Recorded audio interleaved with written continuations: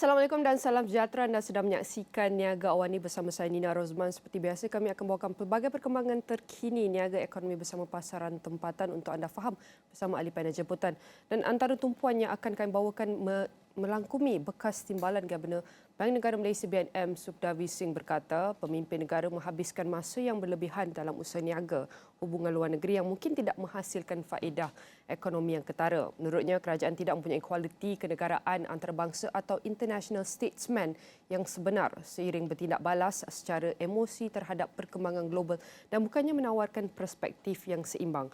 Justru apa resepi mewujudkan kepimpinan yang berpendirian, teguh dan pada masa sama mempunyai jati kenegaraan antarabangsa. Kita mempersilakan tetamu kita yang sudah bersedia dalam talian merupakan Muhammad Fakhrazi Rashid, merupakan penyelidikan daripada Merdeka Center. Saya nak ucapkan terima kasih Fakhrazi kerana sudi meluangkan masa bersama kami bercakap mengenai isu ini. Mungkin boleh kongsikan pertama sekali apakah antara faktor-faktor kunci yang diperlukan termasuk keupayaan untuk menjadi negarawan antarabangsa dan berikan perspektif seimbang. Bagaimana untuk kita nilai keputusan yang boleh beri kesan kepada kedudukan negara dalam komuniti global ini? Ya, kalau kita lihat faktor kepimpinan negara memang menjadi faktor utama dalam memberi hala tuju negara yang jelas dan akhirnya berpaksi kepada individu, kekuatan pemimpin itu sendiri dan kekuatan untuk menyatukan seluruh tenaga di peringkat global dan di peringkat tempatan itu sendiri. Itu adalah faktor saya rasa yang paling penting untuk melihat kepimpinan negara yang saya rasa inklusif dan mempunyai kefahaman yang tinggi dalam aspek global dan domestik.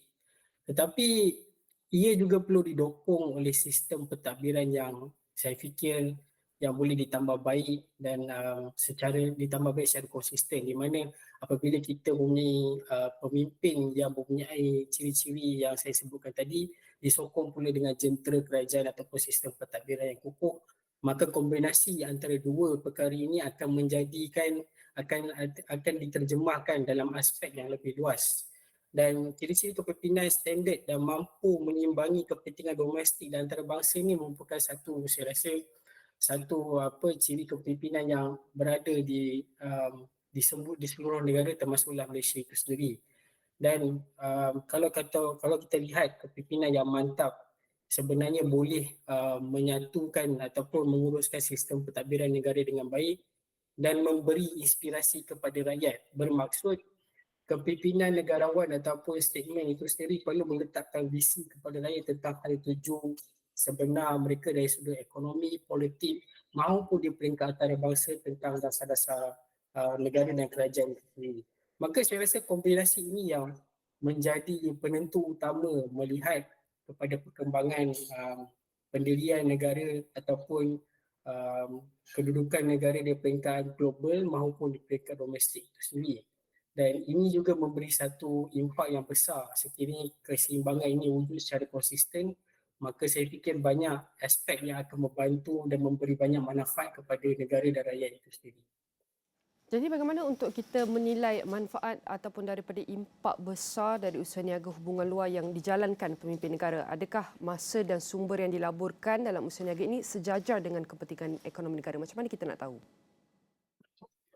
Saya fikir kita kena bersikap yang lebih terbuka kerana sesuatu perkara itu tidak mudah untuk kita lihat pada tempoh masa yang pendek. Kerana kalau kita lihat kepimpinan yang berprinsip dan kompeten itu merupakan satu aspek yang penting apabila dia mengetahui sesuatu sudut dari sudut ekonomi, politik dan sebagainya. Tetapi dalam aspek pemilihan pelaburan itu sudah pasti dia akan memainkan peranan yang penting untuk menarik pelabur masuk ke Malaysia dengan lebih baik. Jadi saya fikir ini akan mengambil masa yang tinggi dan kalau kita lihat sebagaimana kepimpinan Datuk Seri Anwar Ibrahim sebagai Perdana Menteri Malaysia pada hari ini, dia kalau kita lihat di peringkat global dan dari segi pelaburan, beliau merupakan salah seorang yang kehadapan dan setiap daripada hubungan diplomatik dan perdagangan yang dilaksanakan memberi impak kepada pelaburan Malaysia, contohnya dari segi peluang pekerjaan, pelaburan FDI yang datang, bagaimana ini diterjemahkan dalam pelaburan di peringkat domestik itu sendiri untuk memastikan ekonomi rakyat itu stabil.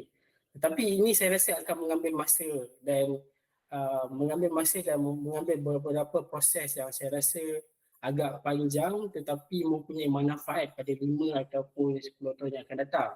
Tetapi ia tidak bermaksud manfaat-manfaat ini hanya dirasai kemudian, tetapi ia perlu juga dirasai pada masa sekarang juga. Baik, kita pun tahu iaitu hasil daripada negara kita tak nak dirasai pada masa kemudian seperti yang Fakrul Razi cakapkan. Jadi kita nak lihat kepada pendekatan strategik yang sesuai dalam menyatakan pendirian negara dalam isu-isu kritikal pada masa sama untuk kita pastikan kita dapat memelihara kepentingan hubungan dengan negara-negara lain untuk kestabilan ekonomi jangka panjang sekali. Ya, saya fikir kita pendirian politik, diplomatik dan diplomatik Malaysia di peringkat antarabangsa sebenarnya jelas. Kita merupakan sebuah negara berkecuali ataupun middle power yang sebenarnya melihat keseimbangan geopolitik dunia dan ekonomi itu agak penting. Dan Malaysia sebenarnya tidak, saya rasa kedudukan Malaysia ini menyebabkan kita tidak tunduk kepada kepentingan ekonomi negara-negara lain. Contohnya kita sebenarnya middle power kita ni kalau kita lihat konsisten semenjak tahun 1970-an lagi. Apabila kerajaan Malaysia menentang dasar apartheid pada tahun 1970, kita menentang ataupun kita bersuara besar dalam perang Afghanistan pada tahun 80-an, Bosnia dan sekarang ini di dalam isu Palestin.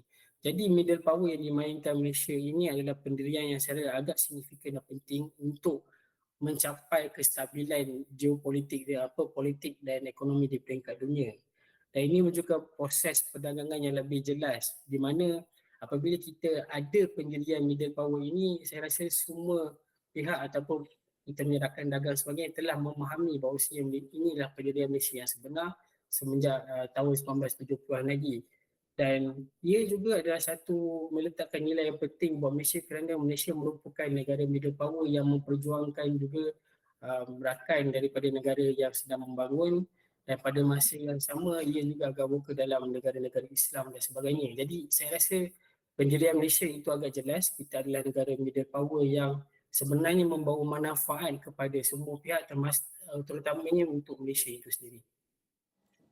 Jadi untuk kita lihat setakat ini untuk negara Malaysia, bagaimanakah keadaan ataupun kenegaraan antarabangsa ataupun statesmanship dalam kalangan pemimpin kita ketika ini adalah perlu diperbaiki lagi, ditambah baik ataupun kita berada dalam keadaan yang agak stabil. Untuk kita lihat agar kita dapat capai keseimbangan dalam menawarkan perspektif yang seimbang terhadap perkembangan global dan mengurus kesan tidak balas yang berdasarkan respon yang beremosi sebelum ini. Saya rasa buat pertama kali dalam beberapa dekad yang lalu kita mempunyai seorang pemimpin yang begitu vokal ataupun mempunyai satu pandangan yang agak luas dalam peringkat geopolitik dan antarabangsa seperti Datuk Seri Anwar Ibrahim. Dan kalau kita lihat, walaupun Malaysia merupakan sebuah negara yang dilihat kecil, tetapi kita mempunyai peranan yang besar dalam perdagangan, satu. Yang keduanya, kita sebenarnya mempunyai peranan yang besar dalam melahirkan ataupun menyatakan sesuatu pandangan yang signifikan di peringkat antarabangsa dalam memperjuangkan, especially dalam memperjuangkan ekonomi negara berbangun dan berkecuali itu sendiri. Dan pertumbuhan ekonomi Malaysia sebenarnya kalau kita lihat dari sudut yang lebih luas, dengan ada kepimpinan dan kedudukan kita di peringkat antarabangsa ini, ia telah menjadi satu aspirasi ataupun menjadi model kepada negara lain untuk melihat contoh-contoh yang telah dilakukan oleh Malaysia semenjak tahun 90-an lagi. Cuma saya fikir dalam side ini agak sukar kerana meskipun kita punya kerajaan perpaduan yang utuh, kita punya personality yang gaya kepimpinan Datuk Seri Anwar Ibrahim yang memahami geopolitik ataupun peringkat antarabangsa dan domestik. Tetapi perkara-perkara ini dikekang disebabkan oleh saya rasa dalam sosial media itu sendiri. Kalau kita lihat di peringkat sosial media sendiri, dalam sosial media terdapat banyak pandangan-pandangan geopolitik ataupun pandangan antarabangsa ini yang tidak semestinya tepat. Dan kadang-kadang kita membaca perkara-perkara antarabangsa ini mengikut sentimen domestik. Jadi saya fikir rakyat sepatutnya lihat bahawasanya kita sudah ada package yang saya rasa agak lengkap di mana ada kepimpinan yang berkaliber, yang mengetahui sudut pandang antarabangsa dan ekonomi, pada masa yang sama kita punya jentera pentadbiran kerajaan yang lebih baik. Cuma dari segi sosial media itu telah mengekang perspektif luas ini kepada politik domestik yang saya rasa agak sempit, menceritakan tentang isu kaum dan agama, sehingga ia tenggelamkan aspek yang sebenar untuk Malaysia melihat kehadapan dalam aspek antarabangsa dan politik domestik itu sendiri. Tapi kita tidak harus lihat juga yang kepada pandangan yang melihat pemimpin ini lebih cenderung memberi keutamaan kepada sentimen popular dengan mengorbankan kemajuan ataupun progres ekonomi ini. Jadi bagaimana bergerak ke hadapan, kita tahu cabaran akan sentiasa ada, cuma cara untuk kita tanganinya agak berbeza. Jadi bagaimana untuk kita tangani ataupun cara-cara untuk tangani sentimen domestik sambil menjalankan dasar ataupun polisi yang memberi sumbangan kepada pertumbuhan ekonomi tempatan terutamanya? Saya rasa pertama sekali kita kena lihat bahawasanya elemen tentang pendirian kepimpinan negarawan kita ataupun kepimpinan negara kita itu harus juga bertapak dengan peringkat domestik juga. Maksudnya kita kena ada kepimpinan dan rakyat yang mempunyai kefahaman yang selari ataupun kefahaman yang sama dalam melihat perspektif dunia maupun domestik. Dan saya fikir kerajaan perpaduan pada hari ini mempunyai satu pendirian jelas, dasar yang baik. Cuma dalam aspek proses untuk memastikan kefahaman dan advokasi itu mungkin dalam tempoh yang jangka panjang. Ia bukanlah satu penekanan dalam tempoh jangka pendek yang kita boleh rasai dalam bentuk yang lebih besar, tetapi ini adalah satu proses yang konsisten yang berlaku sekarang untuk memastikan Malaysia berada pada tahap yang baik. Itu yang pertama. Yang keduanya adalah bila rakyat dan kepimpinan faham tentang aspek-aspek domestik dan kenegaraan ini, dia akan memberi satu nilai tambah kepada Malaysia dalam aspek perdagangan, dalam aspek ekonomi dan pelaksanaan dasar itu sendiri. Kalau kita lihat, Malaysia memang mempunyai pendirian di peringkat antarabangsa yang saya rasa agak vokal sebagai middle power untuk mengimbangi kuasa geopolitik dunia. Tetapi dalam aspek kestabilan politik itu sendiri, apabila rakan dagang kita faham tentang kedudukan Malaysia dan sebagainya, dan ini akan memberi satu nilai tambah di mana pelabur-pelabur luar akan datang ke Malaysia untuk membina satu infrastruktur ataupun satu investment kepada ekonomi negara. Dan pandangan ini bukan menjadi pandangan popular kerana kita tahu pengucapan awam di peringkat antarabangsa ini sebenarnya memberi kesan yang agak kecil dalam mempengaruhi pengundian dan sebagainya. Tetapi apabila kita melihat aspek kepimpinan antarabangsa dan domestik negara kita yang lebih luas, saya fikir rakyat akan lihat bagaimana ia akan diterjemahkan dalam bentuk dasar dan memberi kebaikan kepada negara itu sendiri. Jadi bagaimana untuk kita memahami ataupun belajar daripada pendirian dan juga kepimpinan diplomasi daripada, kita boleh cakap, acara seperti APEC 2023 dan kita boleh cakap WEF dan termasuk juga dengan COP. Apakah pandangan Fakhrul Razi mengenai perkara ini? Saya fikir kalau kita lihat dari segi perspektif Malaysia dalam APEC sebagai contoh apa yang dibawa oleh kerajaan Malaysia yang kepimpinan Datuk Seri Anwar Ibrahim, ini adalah satu contoh yang saya rasa agak seimbang, di mana kalau kita lihat kenyataan tegas Datuk Seri Anwar Ibrahim untuk memperjuangkan nasib rakyat Palestin di depan Presiden Amerika Syarikat Joe Biden ini, ia sebenarnya mencerminkan dasar middle power Malaysia ataupun dasar middle power Malaysia yang lebih mementingkan dalam keseimbangan politik.